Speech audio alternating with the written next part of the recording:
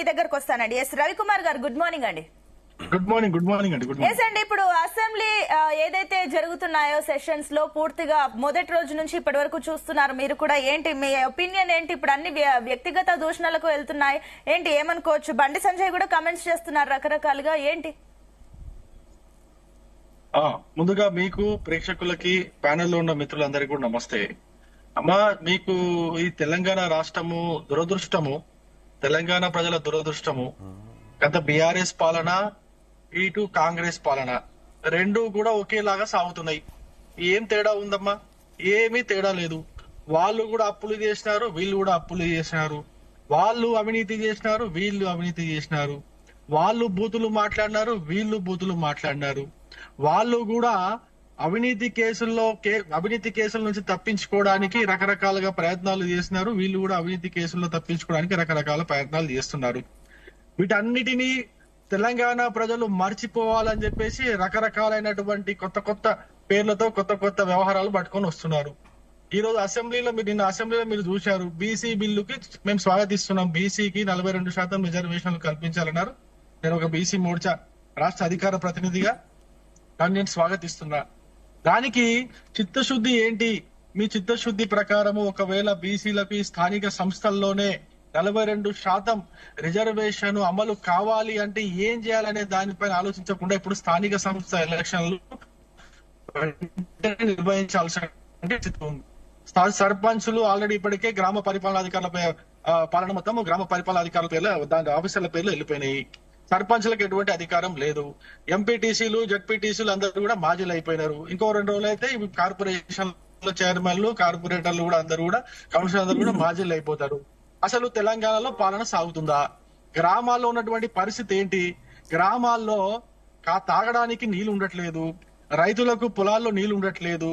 రైతులు ఏదైనా కష్టం చెప్పుకుందామని ప్రభుత్వ అధికారుల దగ్గరికి, గ్రామాల్లో అవైలబుల్ ఉండేటువంటి ఏఓల దగ్గరికి, ఈఓల దగ్గరికి, లేకపోతే ఆ స్థానికంగా ఉన్నటువంటి ఎంపీటీసీలు, జడ్పీటీసీలు, ఎమ్మెల్యే దగ్గరికి పోలేనటువంటి పరిస్థితి.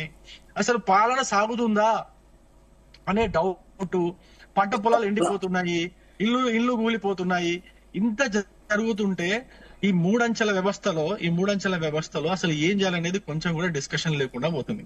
అసెంబ్లీలో ఉన్న వాళ్ళందరూ గుర్తుపెట్టుకోండి, ప్యానెల్లో ఉన్న మిత్రులందరికీ కూడా నేను చెప్తున్నా, అసెంబ్లీలో ఉన్న వాళ్ళందరూ కూడా ఎమ్మెల్యేలుగా ఎన్నికయి అసెంబ్లీకి పోయిన వాళ్ళు ఉన్నారు.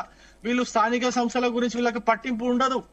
ఈ మూడంచెల వ్యవస్థలో ఈ యొక్క గ్రామ స్థాయిలో పరిపాలన ఏదైతే జరుగుతుందో, మండల స్థాయిలో అయితే పరిపాలన జరగాలనో వాటి గురించి ఎమ్మెల్యేలు ఎవరు పట్టించుకోరు.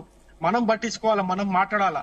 మనం మాట్లాడితేనే గ్రామాల్లో ఈ యొక్క పేదలు ఏ విధంగా అయితే ఇబ్బందులు పడుతున్నారో, రైతులు ఏ విధంగా అయితే ఇబ్బందులు పడుతున్నారో, విద్యార్థులు ఏ విధంగా అయితే ఇబ్బందులు పడుతున్నారో అవన్నీ కూడా వీళ్ళకి తెలుస్తాయి. లేకపోతే తెలియవు. అర్థం చేసుకోండి. ఈ స్థానిక సంస్థ ఎలక్షన్లు వెంటనే జరపాలా. దాన్ని ఏ విధంగా జరపాలనే దాని గురించి కొంచెం ఆలోచించండి.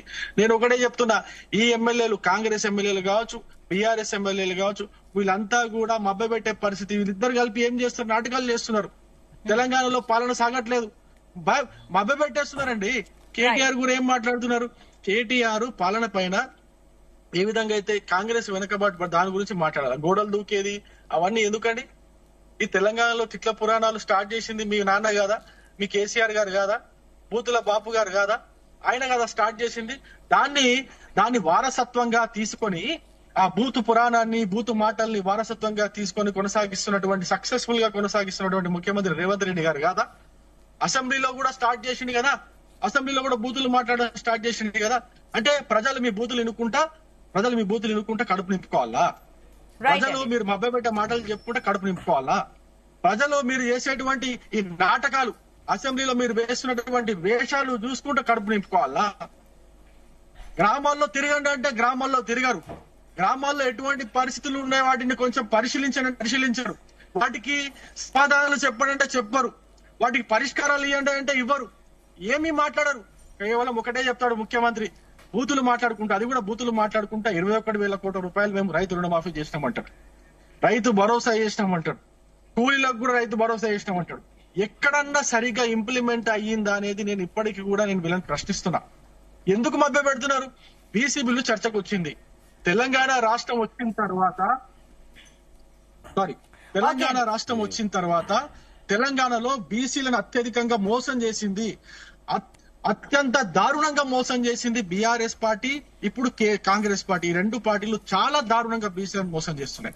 ఓకే 29% రిజర్వేషన్ తగ్గించేసి కేసీఆర్ అప్పట్లో మోసం చేసిండు. దాని తర్వాత ఎలక్షన్ లో ఎక్కడ ఓడిపోతామని తెలిసి ఒక బీసీ బంధం, ఒక బూటక పథకాన్ని తీసుకొచ్చి ఇప్పుడు రవికుమార్ గారు ఇప్పుడు చట్టసభలో బీసీలకు రిజర్వేషన్ 42% అమలు చేయబోతున్నాము, ఆ రకంగా చట్టం చేసిన తర్వాత కేంద్రానికి పంపించబోతున్నారు కాబట్టి అక్కడ నుంచి ఏ రకంగా ఉండబోతుంది బీజేపీ నుంచి రెస్పాన్స్? అమ్మా నేను ఒకటే మాట చెప్తున్నా, పార్లమెంటు సమావేశాల్లో బీసీ బిల్లు పోవాలా, బీసీ బిల్లు అక్కడ షెడ్యూల్లో పెట్టాలా, ఫస్ట్ ముందు రాజ్యాంగ షెడ్యూల్లో పెట్టాలా. రాజ్యాంగ షెడ్యూల్లో పెట్టాలంటే పార్లమెంట్ లో చర్చ జరగాల, చర్చ జరగాలంటే పార్లమెంటు సమావేశాల్లో ఇది డిస్కషన్ కి రా. ఓకే రైట్ అండి, నేను మళ్ళీ మీ దగ్గరకు